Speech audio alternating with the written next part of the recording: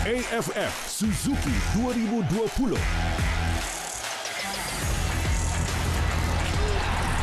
Dibawakan siaran langsung perlawanan kumpulan A. Selasa, 14 Disember. Filipina bertemu Thailand. 5 petang di saluran OK dan saluran sukan RTM. Singapura bertemu Timor Leste. 8 malam di saluran OK. Saksikan juga secara penstreaman langsung di RTM Play. Ya, Piala AFF Suzuki yang mana Malaysia akan menentang Indonesia pada hari ini untuk saingan kumpulan B meneruskan perjuangan setelah tewas dan juga ini mungkin bukan pengakhirannya, cuma kita melihat apakah prestasi ini akan diterjemahkan dan juga apakah harapan jurulatih dan juga beberapa insiden yang berlaku terhadap pemain negara. Kemenangan ini penting untuk Harimau Melaya mengutip mata bagi menempah tiket ke peringkat yang seterusnya. Kita akan bersama dengan Ketua Jurulatih Bola Sepak seketika nanti, tetapi sebelum itu kami ingin bawa anda ke cerita pagi Terengganu.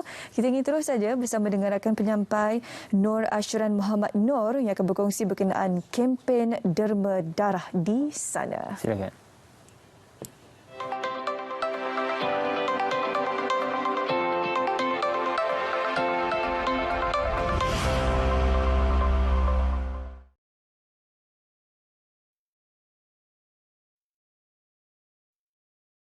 Baik, terima kasih. Ketika ini saya berada di tempat pendermaan darah Hospital Sultanah Nur Zahirah HSNZ di mana untuk berkongsi sedikit berkenaan perkembangan pendermaan darah di Terengganu. Memandangkan ketika ini kita masih lagi berada dalam situasi COVID-19, adakah pendermaan darah di Terengganu ini mencukupi? Oleh itu hari ini saya bersama dengan pegawai unit transfusi darah HSNZ iaitu Dr. Nur Suzilawati Abdullah. Apa khabar doktor? Baik, terima kasih.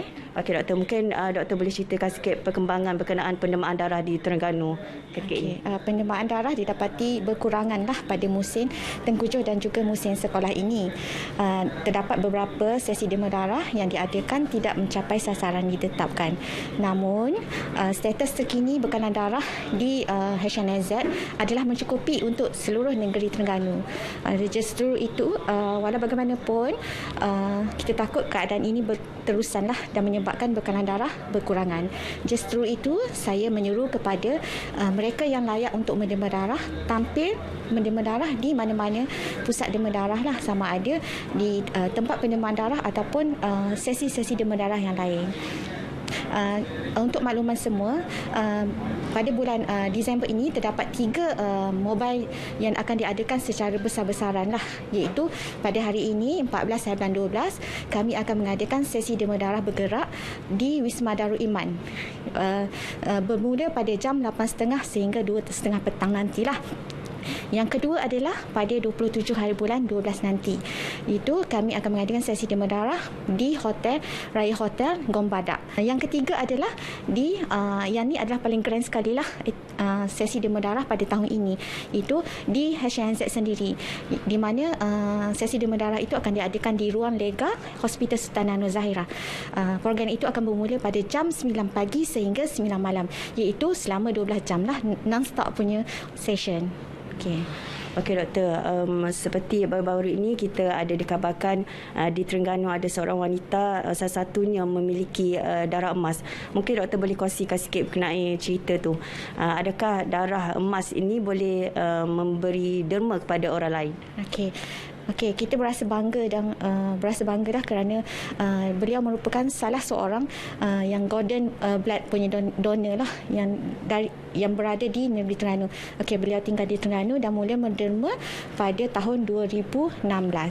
Macam mana RH0 ni ataupun golden blood ni terjadi adalah disebabkan oleh mutasi pada RH antigen gene, iaitu yang menghasilkan protein punya, and then oleh kerana berlaku mutasi itu, protein itu tidak dapat dihasilkan dan seterusnya tidak boleh diekspres kepada RH antigen tu. So semasa ujian kumpulan darah itu, antigen tu tidak dapat dikesan seketika itulah, dan darah beliau boleh di frozenkan dan boleh diguna untuk diri sendiri ataupun kepada pesakit yang mempunyai kumpulan darah yang sama. Okey doktor, mungkin ada harapan sikitlah kepada masyarakat untuk sama-sama datang menderma darah. Okey, jangan takut untuk menerima darah kerana kami di unit transfusi darah Hospital Sultanah Nur Zahirah sentiasa mengamalkan SOP yang ditetapkan. Kami sentiasa mencuci segala peralatan yang digunakan semasa proses pendermaan tersebut.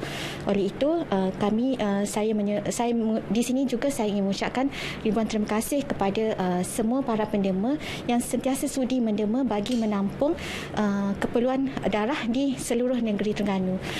Yang kedua adalah jangan lupa like Facebook Derma Darah kami, di mana di situ terdapatnya informasi-informasi terkini berkenaan dengan tarikh sesi derma darah yang akan dijalankan di seluruh negeri Terengganu. Dan lagi satu, jangan lupa datang lagi untuk menderma darah sekiranya tempoh derma darah anda telah tamatlah, iaitu 3 bulan. Sekian, terima kasih. Terima kasih doktor atas perkongsian itu tadi. Ayo sama-sama datang berderma darah, sama-sama membantu memenuhi keperluan pesakit yang memerlukan. Sekian saja dari Terengganu, kembali semula ke Angkasa Puri. Silakan. Itu dia, satu beg darah yang anda dermakan boleh menyelamatkan nyawa, dan juga untuk yang diberitahu tadi sudah pastinya perlu mendapatkan dahulu pemeriksaan lebih lanjut berkenaan kesihatan diri masing-masing sebelum melakukan proses pendermaan darah, dan juga boleh layari Pusat Darah Negara untuk melihat apakah antara jenis-jenis darah yang diperlukan, bekalan yang diperlukan untuk memastikan anda boleh hadir dan juga mendermakan darah yang sesuai. Kerana apabila kita menderma darah ini akan menimbulkan satu rasa sikap seperti tanggungjawab dan sebagainya secara tidak langsung. Jadi selain daripada bersedekah, mungkin anda tidak berkemampuan untuk bersedekah. Jadi dengan menderma darah juga merupakan salah satu cara sebenarnya untuk menjadikan diri kita mempunyai kehidupan yang lebih bermakna, kerana kita berjaya untuk membantu orang lain yang memerlukan darah yang mungkin serupa seperti anda. Jadi Ismail, pada pagi